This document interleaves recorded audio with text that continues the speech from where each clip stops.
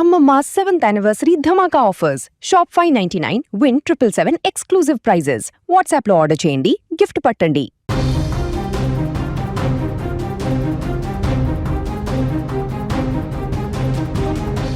నిశ్శబ్దంగా ఉన్న ఆ అర్ధరాత్రి ఒక్కసారిగా మరణ మృదంగం వినిపించింది. గమ్యం చేరుకోవాలన్న ఆశతో సాగుతున్న ప్రయాణం మృత్యువు రూపంలో ఎదురైంది.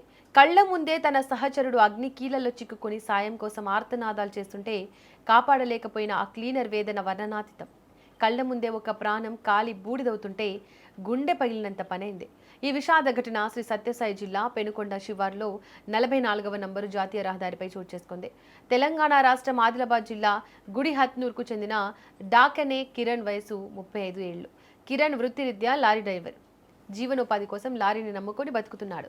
ఆదివారం అర్ధరాత్రి దాటాక కిరణ్ తన లారీలో గోధుమల లోడ్తో నాగ్పూర్ నుంచి బెంగళూరు వైపు బయలుదేరాడు. వేకోజామున 2 గంటల 30 నిమిషాల సమయంలో పెనుకొండ శివారుకు చేరుకున్నాడు. లారీ వేగంగా వెళ్తుండగా ముందు వెళ్తున్న మరో లారీని ప్రమాదవశాత్తు కిరణ్ బలంగా ఢీకొట్టాడు. ఆ వేగానికి క్యాబిన్ పూర్తిగా నుజ్జునుజ్జైపోయింది. ప్రమాదం జరిగిన వెంటనే లారీ క్యాబిన్లో కిరణ్ ఇరుక్కుపోయాడు. బయటకు రాలేని పరిస్థితి. లారీ క్లీనర్ జనార్దన్ ప్రమాదవశాత్తు స్వల్ప గాయాలతో బయటపడ్డాడు. ఆ వెంటనే లారీలో నుంచి ఒక్కసారిగా మంటలు వచ్చాయి. క్షణాల వ్యవధిలోనే మంటలు క్యాబిన్కు వ్యాపించాయి. నిమిషాల్లోనే లారీ మొత్తం అగ్నిగోళంలా మారింది. ముందు వెళ్తున్న లారీ డ్రైవర్ క్లీనర్ మంటలను చూసి భయపడి అక్కడి నుంచి పారిపోయాడు. సహచరుడు కిరణ్ మంటల్లో చిక్కుకుని అల్లాడిపోతుంటే క్లీనర్ జనార్దన్ తట్టుకోలేకపోయాడు. ప్రాణాలకు తెగించి కిరణ్ను బయటకు లాగేందుకు విశ్వ ప్రయత్నం చేశాడు. ఎంత ప్రయత్నించినా లారీ క్యాబిన్ లోహపు రేకులు అతనిని బయటకు రాకుండా చేశాయి.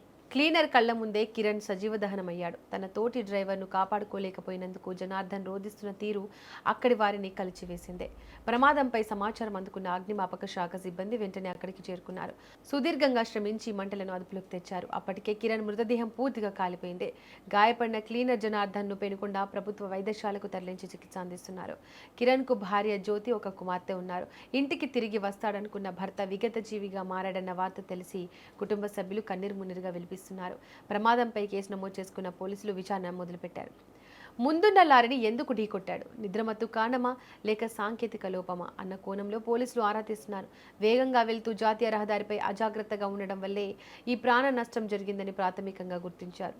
విధి ఆడిన వింత నాటకంలో ఒక డ్రైవర్ ప్రాణం ఇలా అర్ధాంతరంగా ముగిసిపోయింది.